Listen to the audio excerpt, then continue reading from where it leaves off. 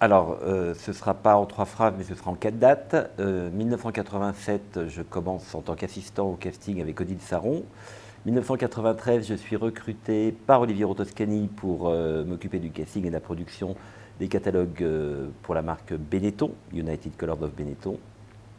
1999, je crée en collaboration avec mon associé le magazine WAD, We Are Different, et en 2001, je crée en parallèle Casting Office, voilà, qui est une société de directeur de casting. Alors je veux dire que la pub était bien avant et elle est bien maintenant. C'est-à-dire qu'avant, il y avait, je pense, beaucoup plus de liberté. Il y avait moins d'inquiétude par rapport au message qu'on voulait faire passer. Je pense que la majorité des campagnes pour lesquelles j'ai travaillé avec Olivier Toscani, principalement, ne pourraient pas sortir maintenant. Voilà, politiquement incorrect. Donc elle ne pourrait pas sortir. En revanche, je trouve que la pub est bien maintenant aussi, parce qu'il y a une plus grande représentativité des minorités, que ce soit des personnes effectivement surpoids, que ce soit en termes de diversité ethnique, il y a beaucoup plus de représentativité. Donc je trouve que voilà, ça se retrouve. C'était bien avant, c'est bien maintenant. Est-ce que c'était mieux avant? Je ne sais pas.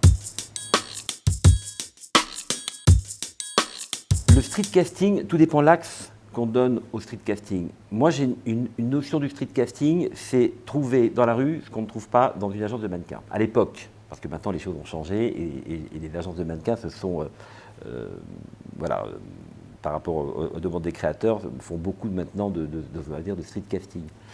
Donc moi, mon objectif, c'était de trouver des tronches et trouver des belles normalités.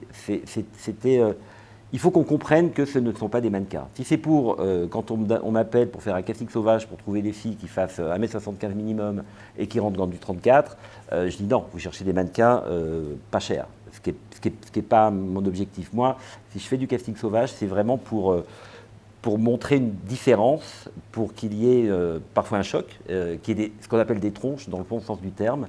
Et oui, intrinsèquement, ça lutte contre les stéréotypes, puisqu'on va sortir justement des stéréotypes du mannequin classique. Voilà.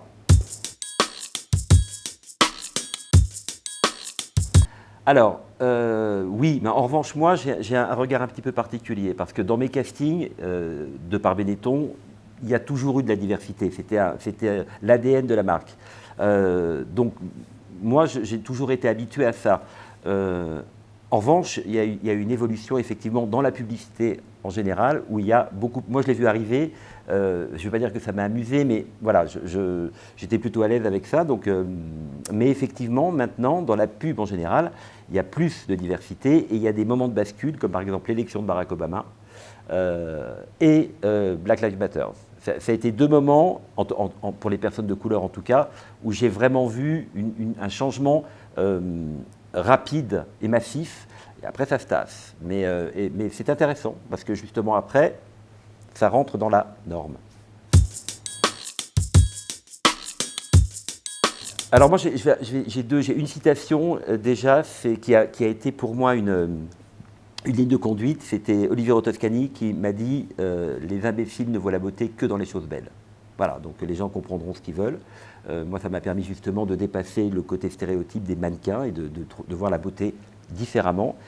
Et le petit positive word, ce serait justement normaliser les différences.